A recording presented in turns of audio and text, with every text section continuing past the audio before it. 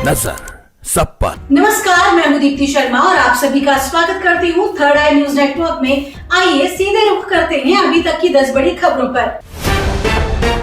पश्चिम बंगाल के कोलकाता से एक चौंकाने वाली खबर सामने आई है। यहाँ बांग्लादेश के एक सांसद की हत्या कर दी गई है। उनकी पहचान अनवारुल अजीम के रूप में हुई। वे 12 मई को इलाज के लिए भारत आए थे। हत्या कोलकाता के न्यू टाउन इलाके में एक हाई राइज बिल्डिंग के फ्लैट में हुई है।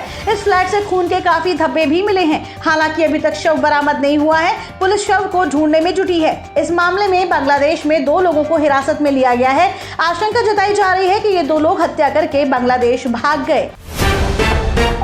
बिहार में लोकसभा चुनाव के छठे चरण के लिए प्रचार गुरुवार यानी आज 23 मई तक रहा। सभी दलों के नेता अपने अपने प्रत्याशियों के पक्ष में ताबड़तोड़ जनसभाएं कर रहे हैं। बुधवार तक सबसे ज्यादा जनसभा आरजेडी नेता तेजस्वी यादव ने की। इन्होंने जनसभाओं का दोहरा शतक पूरा कर लिया है। वहीं मुख्यमंत्री नीतीश कुमार ने अब तक 50 जनसभाएं की। इसके अतिरिक्त उन्होंने 6 स्थानों पर रोड शो भी किया है। डिप्टी सीएम सम्राट चौधरी भी 99 चुनावी रैलियां कर चुके हैं। प्रधानमंत्री नरेंद्र मोदी बुधवार तक बिहार में 13 जनसभाओं को संबोधित कर चुके हैं। इसके अतिरिक्त पटना में उन्होंने एक रोड शो भी किया है। केंद्रीय गृह मंत्री अमित शाह ने 8 तो भाजपा के राष्ट्रीय अध्यक्ष जेपी नड्डा ने 6 जनसभाओं को संबोधित किया है। जेडीयू के प्रदेश अध्यक्ष उमेश सिंह कुशवाहा ने 66 जनसभाओं के माध्यम से एनडीए उम्मीदवारों के पक्ष में वोट मांगे। एडटेक बायजू को एक और झटका लगा है। इस स्टार्टअप के संस्थापक और सीईओ बायजू रविंद्रन के भाई रिजू रविंद्रन को अमेरिकी कोर्ट की अवमानना का दोषी पाया गया है। कोर्ट ने उनकी अमेरिकी सहायक कंपनी बायजू अल्फा को उसके टर्म लोन के हिस्से के रूप में मिले $533 मिलियन का खुलासा करने का निर्देश दिया था, लेकिन उन्होंने कोर्ट के निर्देशों का पालन नहीं किया। बायजू अल्फा के निदेशक रहे रिजू रविंद्रन टर्म लोन लेने के लिए 2021 में स्थापित किया था। पिछले साल ऋणदाताओं द्वारा अमेरिकी यूनिट के एकमात्र निदेशक के रूप में रिजू रविंद्रन को हटा दिया गया था। इसे कोर्ट ने भी मंजूरी दी थी। कितनी सीटें जीतेगी बीजेपी? अमेरिका के पॉलिटिकल एक्सपर्ट ने कर दी भविष्यवाणी। लोकसभा चुनाव के बीच अमेरिकी राजनीतिक वैज्ञानिक इयान ब्रेमर ने बड़ा दावा किया है। उन्होंने कहा कि बीजेपी को 305 सीटें मिलेंगी। इसमें से 10 सीटें प्लस और माइनस होने की संभावना है। उन्होंने कहा कि नरेंद्र मोदी तीसरी बार प्रधानमंत्री बनने जा रहे हैं। उन्होंने कहा यूरेशिया ग्रुप की रिसर्च में सामने आया है कि बीजेपी के 295 से 315 सीटें जीतने की उम्मीद है।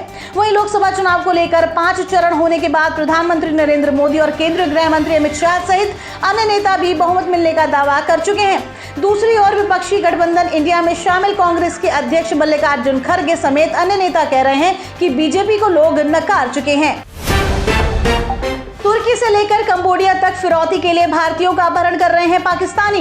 दूसरे देश में पाकिस्तानियों द्वारा भारतीय नागरिकों का अपहरण करने का चौंका देने वाला मामला सामने आया है। तुर्की में 3 पाकिस्तानी शरण चाहने वालों ने एक भारतीय नागरिक का अपहरण कर लिया और उसकी सुरक्षित रिहाई के लिए भारत में उसके परिवार से 20 लाख रुपए की मांग की। ये मामला इसी महीने की शुरुआत का है, लेकिन इस तरह का अकेला मामला नहीं है। इससे पहले भी कंबोडिया में 2 पाकिस्तानियों ने 2 भारतीयों को 3 सप्ताह तक बंधक बनाकर रखा और उनके परिवारों से फिरौती की मांग की।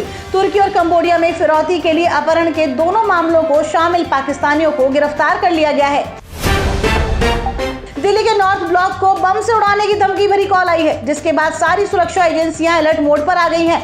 बुधवार दोपहर करीब 3:30 पर नॉर्थ ब्लॉक को बम से उड़ाने की धमकी मिली। यहां पर गृह मंत्रालय भी मौजूद है। मौके पर 2 दमकल की गाड़ियां पहुंची हैं और जांच शुरू की गई है। करीब 1 घंटे की जांच के बाद फिलहाल सुरक्षा एजेंसियों को कोई संदिग्ध वस्तु तो नहीं मिली। पूरे नॉर्थ ब्लॉक के कोने कोने की जांच की जा रही है।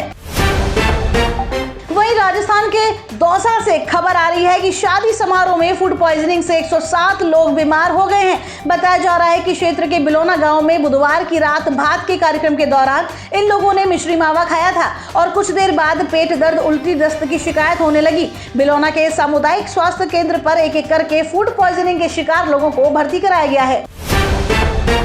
विराट कोहली ने एक बार फिर से रॉयल चैलेंजर्स बेंगलुरु के लिए अपना सब कुछ दिया, लेकिन 7वें सीजन में भी टीम खिताब से दूर हो गई। प्लेऑफ के लिए करिश्माई तरीके से क्वालिफाई करने वाली टीम आरसीबी को एलिमिनेटर मैच में राजस्थान रॉयल्स से हार का सामना करना पड़ा। लगातार 6 मुकाबले जीतकर यहां पहुंची आरसीबी को हार मिली और टीम टूर्नामेंट से बाहर हो गई।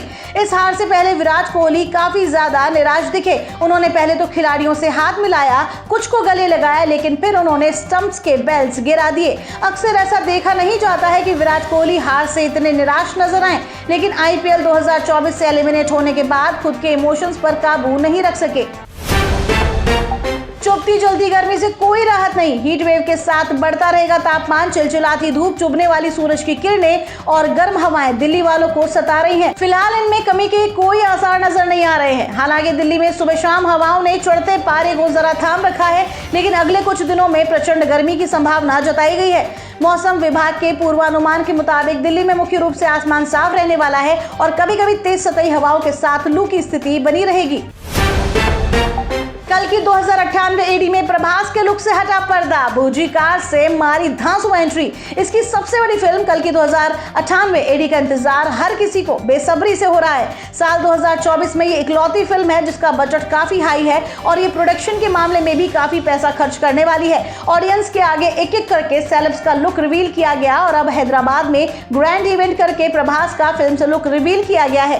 कार्तिक आर्यन स्टारर चंदू चैंपियन में देखने को मिले हैं 6 जबरदस्त ट्रांसफॉर्मेशन। जब से कार्तिक आर्यन की फिल्म चंदू चैंपियन का मच अवेटेड ट्रेलर रिलीज हुआ है, तभी से सभी पर इसका जादू सिर चढ़कर बोलते हुए देखा जा सकता है। शानदार कहानी वाली बड़ी फिल्म को देखने के लिए दर्शक काफी उत्साहित हैं। इतना ही नहीं, फिल्म में कार्तिक आर्यन के अलग अलग लुक्स हर जगह काफी चर्चा बटोर रहे हैं।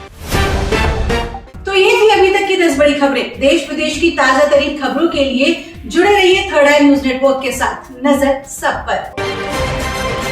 नजर सब पर।